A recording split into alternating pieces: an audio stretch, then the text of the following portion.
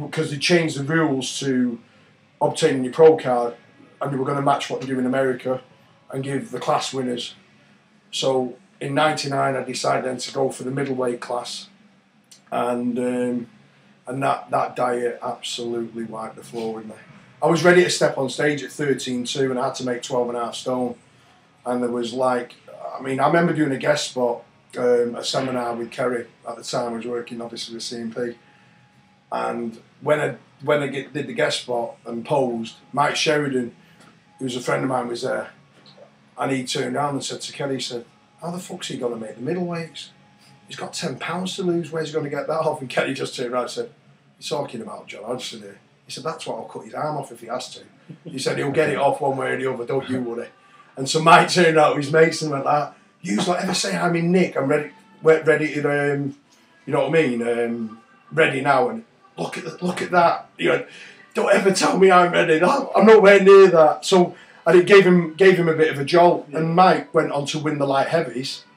He got his pro card. Yeah. I went on to win the middleweights. I got my pro card, which was the end game. And then 2 weeks later, I found myself in the Apollo Theatre in my hometown in Manchester, and there I was. I've got a picture on the wall, and I'm competing against Mr. Olympia, Ronnie Coleman, Kevin Lavereau, Flex Wheeler, Nazarel Sombate, Dexter Jackson, Milos Sarchev, Marcus Rule.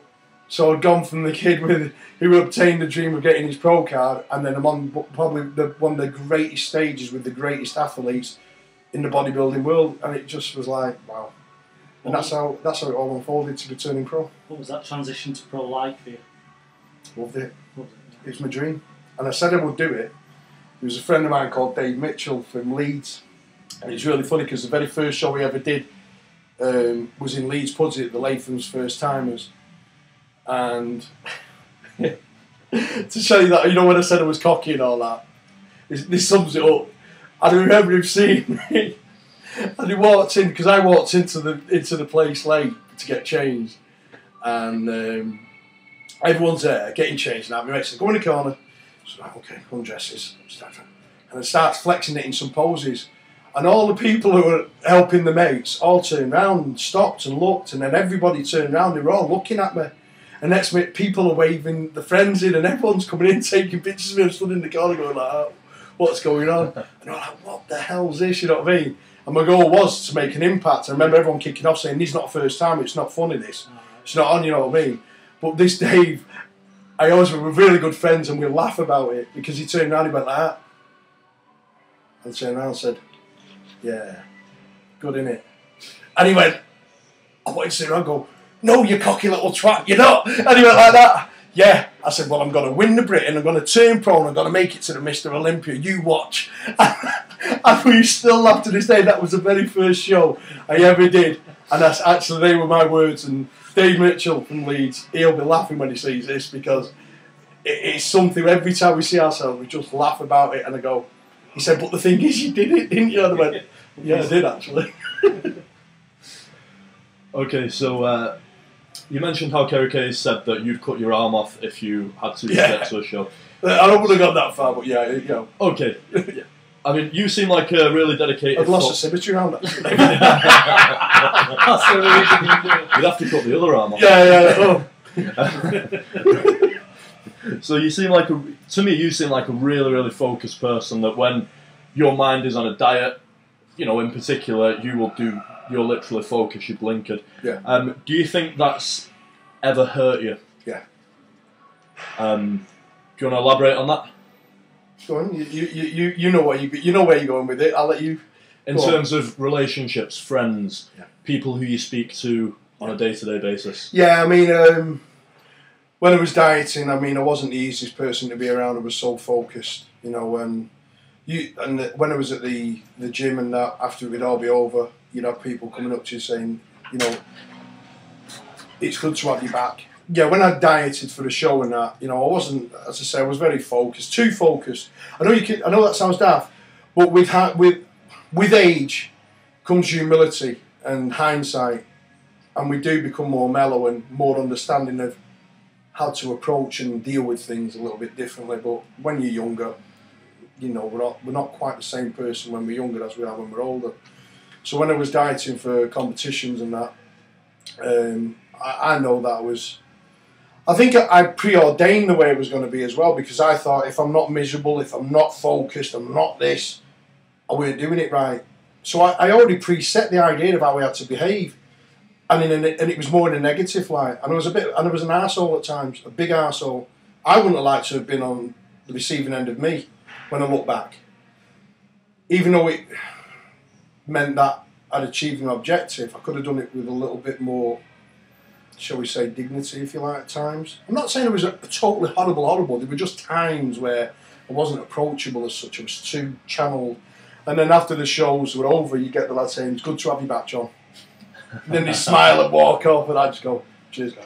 Oh, fucking hell, like that, you know what I mean? But I think, yeah, in relationships, obviously, I think we're relating to my marriage. And, yeah, that was the biggest loss that I've suffered through bodybuilding. You know, she was the love of my life. She was Natasha's, and we get on great. I love my wife dearly, and she loves me, but it's in a different way now. And we have a beautiful daughter, and we're, you know, and I'm very, very fortunate and very grateful for the fact that we met.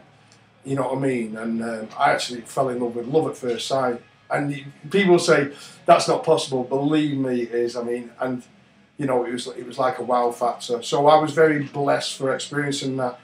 And it, you know, and unfortunately, you know, Tasha over the years had to live with me, and there were times where I wasn't nasty, I wasn't aggressive, I wasn't violent, but like she said, you know, it was like I was living with someone, but you weren't there, you know, and that was a bit of pill to swallow. And when she left me, and that, you know, it took me a long time to recover. It was a very, very dark period. I actually used to go to bed at night and just wish I'd never wake up. I was very depressed, and I didn't seek advice or help, and I was very, very down, very down. And that happened in the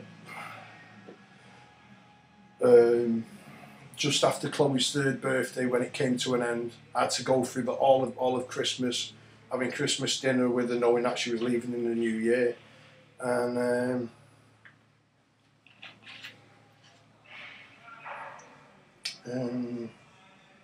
yeah, it was pretty tough. And from 2005, 2006, you know, I was pretty lost, to be honest with you. Am I right in saying you had a little bit of time out of competing? Yeah, that's when I had that, yeah. I ended up coming back, I think, the back end of 2006 and that. But, you know, I weren't fully... I was trying to deal with the demons. I was constantly just looking over who I was as an individual, if you get the meaning. And yeah. It was a hard time, you know what I mean? But I wouldn't have blamed Natasha if she left me earlier, in all fairness, because as I said, I don't think I'd have lived with me the way I was at times. And it wasn't that I was nasty. I provided for the family, and I was always doing, but to live with, I wasn't the easiest person, especially in getting ready for shows. And, you know, I suppose that in one way I do hate myself for that. Do you know what I mean? I don't like the word hate. I shouldn't say that, because hatred's not something that belongs in my vocabulary and in my mentality. But I'm disappointed, shall we say, right, okay, for the way it was. Do you get the impression that's a common story amongst a lot of bodybuilders? I do. I think the partners of any competitive athlete are the ones who have to be very, very understanding and, what's the word I'm looking for? Patient, if you get what I mean. And they have to take a lot of shit, in simple terms, and it shouldn't have to be the case. They're very supportive, yeah, but they get the brunt end of the stick, and I think it's fair to say a vast majority of relationships have fallen because of bodybuilding. Yeah. There's no doubt about it. You know, it's a full-time sport, isn't it? Yeah, yeah. I mean, I've had people, certain women, who've come to see me, you know, that have said, look, he's like this, he's like that, and I've had private conversations with people on that, and because I know what it's like to be on the other side of the fence. And I think the partners deserve a medal. They do, though, they do. That's why if you look at Sean Ray, he was single all the time. And every time he went to get ready for a show while he was competing, He used to bin his women off. I mean, the guy had it sussed. He went, you know what I mean? And then as soon as he retired, he settled down. And that's why I admire Sean Ray, you know what I mean? He was very professional in what he wanted to achieve, and he drew the line, and then it was boom, boom, boom, boom. You know, I mean, I got to know Sean when I did the British Grand Prix, the last one in 2011. He made that comment about my arse. Cheeky bastard. What did he say? What comment was that? Oh, I was walking off when I did the British Grand Prix 2011, the last show I ever did. And he went like, he turned around and went, John's the only white man I know who's got a bigger ass than me, because obviously in virtue of his black colour. Yeah. And the whole audience started laughing. I just shook my ass and went, cheeky bastard. But I had to laugh. I suppose you're right. I'm not, you know, that's what I'm known for, a big ass. Okay, let's tie that into your experience of competing as a pro. Yeah. What were those years like, and do you have any good stories or funny stories? You know, you, for example, maybe the one when you met Aaron Baker. Oh, yeah. Oh, crikey, yeah. I suppose I've had some. I've had a few, competed. My first year I ever competed in the pro ranks abroad was in 2001. I can't really tell you the story about going through customs because I'll probably get busted. But I'll tell you what, it was good, and I'll see what my solicitors say about that before I put it in my book. But it was quite funny actually.